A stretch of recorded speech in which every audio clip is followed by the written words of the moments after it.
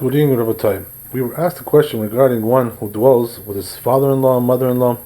He's married, he's a young married couple, and they're living with the in-laws, as we said. So what happens is now, during Chanuka, they live in the basement, the young married couple, and the in-laws live upstairs. And he also has a private entrance that comes into his basement. He doesn't have to enter through the house, so he goes through a private entrance. So the question is, are they allowed to light Hanukkah candles for themselves, or do they have to participate together with the father-in-law? What's the practical difference? The practical difference is that the father-in-law gets home quite late, so they want to light the young ones. They want to light earlier, during the proper time for lighting, the chatchila, the best time for lighting, which is about 4:45, 5 o'clock, that time. So they want to light early, and they don't want to wait for the father-in-law who gets home later, even though when he gets home it's also allowed to light at that time. But nevertheless, they want to do the mitzvah the best way possible, to do it a little bit earlier. So the question is, are they allowed to light? Are they allowed to make a blessing when they light also? Another question. So in order to understand the answer, Rabbi, we have to first discuss the issue of achsenai. What is achsenai? This is talking about a wayfarer, a traveler, a guest who comes to somebody's house. So the rule is that we see from the Gemara in the Masechet Shabbat, Chav Gimel Amud Aleph. It's also brought down in the Shulchan Aruch, Taf Siman Taf Reish Ein Zain, Seif Aleph. It says over there that when a person is an achsenai, what is an achsenai? Traveler, a wayfarer, a guest who goes to somebody else's house. If they're not lighting for him in his house where he lives where he actually lives, and he's now living as a guest somewhere for one night or several nights, whatever it is. The question is, how does he do the mitzvah of Hanukkah? So it says the Shulchan Aruch, says the Gemara over there, that he has to participate with a pruta. What does that mean? You should give him a quarter, some money, and say, listen, I want to have a share in your candle. I want to buy a share with you, because he doesn't really live there. He doesn't really live with the same budget as the family does. He's a guest, so therefore he has to pay for that. Also, if the host is generous and he wants to give it to him for free, this is also no problem. He can give it to him as a gift, right? That proportion in his candle. So therefore, he participates by either buying it or receiving it as a gift, and then he participates together with the lighting of the host. This is the way it happens. That's what we find in Shulchan Aruch. But this applies only when the person doesn't live there and doesn't eat on a table with the host. What does that mean? That he doesn't have the same budget to eating together. He's not living on the expenses of the host. He usually eats his own food, and he has his own expenses, and he has his own budget. So he's just coming there as a guest temporarily.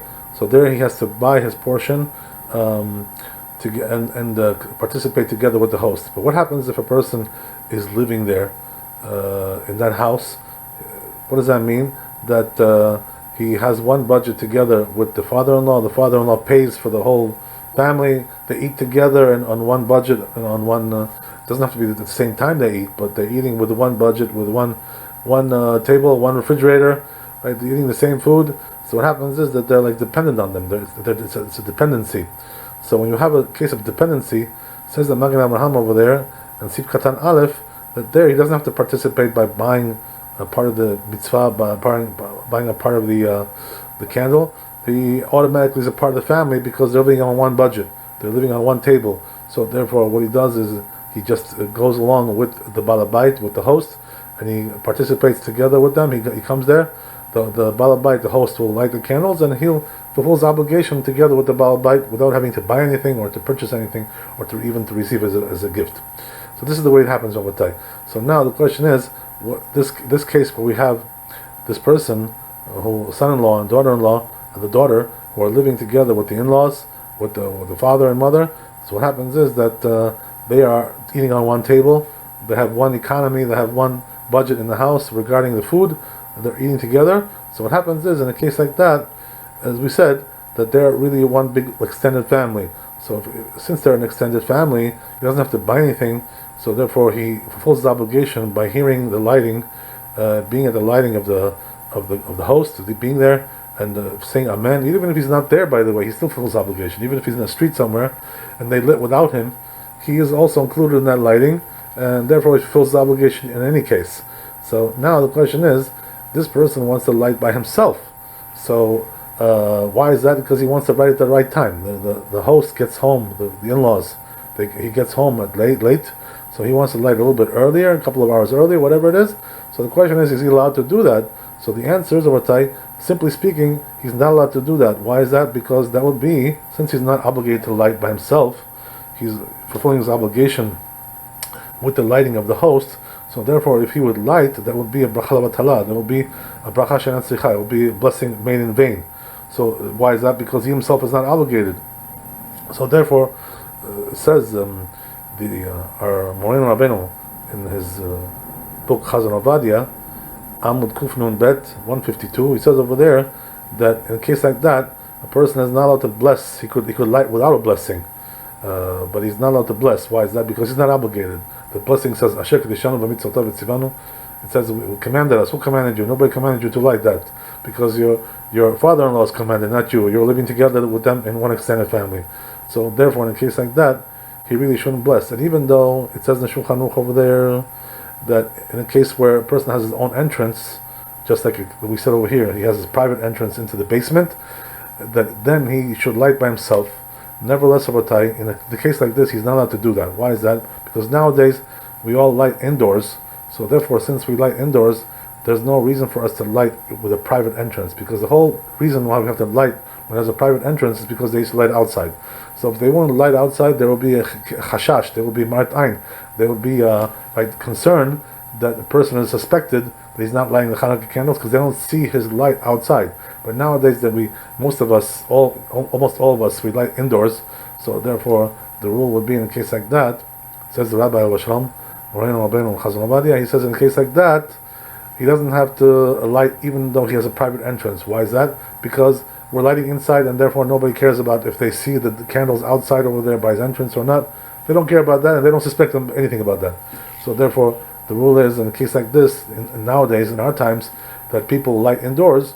So the rule is that a person in a case like that doesn't really have to light even though he has a private entrance. So therefore, what we should do is wait for the balabait, wait for the host, the in-laws to come, and then when they come, they will light together and fulfill their obligation in one shot. But if he wants to bless himself, if he wants to light himself a little bit earlier, as we said, so there he would not be able to bless. He would have to do it without a blessing. So the question is, what's the purpose of lighting without a blessing? It's not really doing the mitzvah in the proper way. So the truth is that there isn't really much of a case there. There isn't really much of a need to light for yourself even earlier, because you're losing the bracha, even though you're doing it at the right time, more at the proper time, but you're losing a bracha. You're not making any blessing. So you gain, on the one sense you gain, on the other hand you lose. Yatzas charo be'efsedo. That's what it says, right? If you're careful regarding a person like that, he lost more than he gained. Whatever. It's not making a bracha. So then, what did he really accomplish by doing that? But the truth is, over time, that actually seems to be a solution for this problem. What does that mean? That even though the rabbi says, "Man, Rabbi Shalom," that in a case like that, he's not allowed to light, he's not allowed to make a blessing. He's allowed to light without a blessing. But in a case like this, where we know for sure that the person is lighting before the host, before the in-laws are going to get home later, and light later, a couple of hours later, he knows for sure that when he lights, the in-laws yet have not lit. So in a case like that, the truth is, it says in the Bet Yosef, that in a case like that, the person is allowed to light. Why is that? Because the whole reason why, the question comes up like this. The question is, let's say a person, for instance, has a case like this, which we mentioned, and he thinks in his mind, he says, you know what, I don't want to fulfill my obligation with my host. I want to do it myself. He has an intention not to fulfill his obligation. So the question is he allowed to do that? So the truth is that we find a big machloket regarding that in the poskim, whether a person is allowed to do that. There are, on the one hand, the Tumat Adeshen and the Maharil, they say a person is allowed to do that. They say, I intend not to fulfill my obligation because I want to do it myself. So I don't want to fulfill my obligation with anybody else. So there he's allowed to bless himself according to that. But on the other hand, there's a Bet Yosef. There's also the Maharshal. They say that a person is not allowed to do that. Why is that? Because now it's causing him to do an extra bracha. Bracha she'ein tzricha. He's doing an extra bracha for no reason, by making himself not fulfill his obligation by somebody else, by doing it himself. So therefore, it's a bracha she'ein tzricha. So therefore, these poskim say, on the other hand, that you're not allowed to do that. But in this case, the truth is that everybody would agree that you are allowed to bless. What's the reason why? Since we know that the guest, the in-law, the son-in-law, and the daughter, they're going to be doing the bracha and the blessing and the mitzvah before the father-in-law gets home, before the host gets home. So there, for sure, we know that he hasn't still fulfilled his obligation to his father-in-law. What does that mean? It says in Bet Yosef, the reason why that he's not allowed to bless in a case like this, where he wants to not fulfill his obligation by his father-in-law, by his host, is because we're not sure. Maybe the father-in-law has already done a mitzvah, and since we're not sure about that, there's a safek, there's a doubt, so we can't bless now. Why? Because it could be that now the blessing is going to be in vain, because it may be your father-in-law already did the mitzvah and he fulfills obligation, he fulfilled also your obligation. So therefore, in a case like that, he wouldn't be able to bless anymore. So this is the reason why the Bet Yosef says that a person shouldn't bless. But in a case like this, where we see that that a person here, for sure, he's blessing before his father-in-law. He's doing the mitzvah before, because his father-in-law is going to do it a couple of hours later.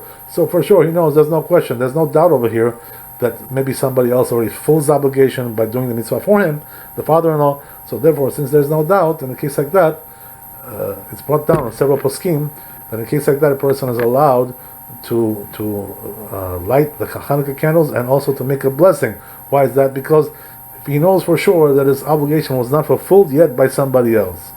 And the same idea also applies to Bachar Yeshiva.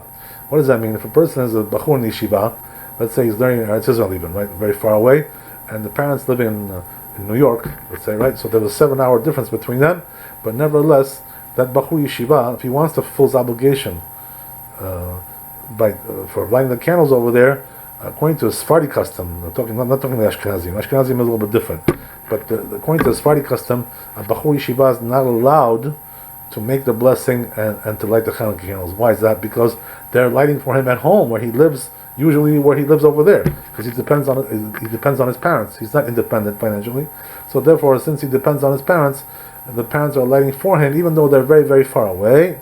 So say several poskim that even though the distance is very great over here, 7 hours difference, nevertheless the father is going to fulfill the obligation of the son very, very far away, and even though it's going to be very much later, 7 hours later, nevertheless the son fulfills the obligation. So therefore, according to that, the son who studies in yeshiva and his father is lighting for him at home, he's not allowed to light with a blessing. He could only light without a blessing.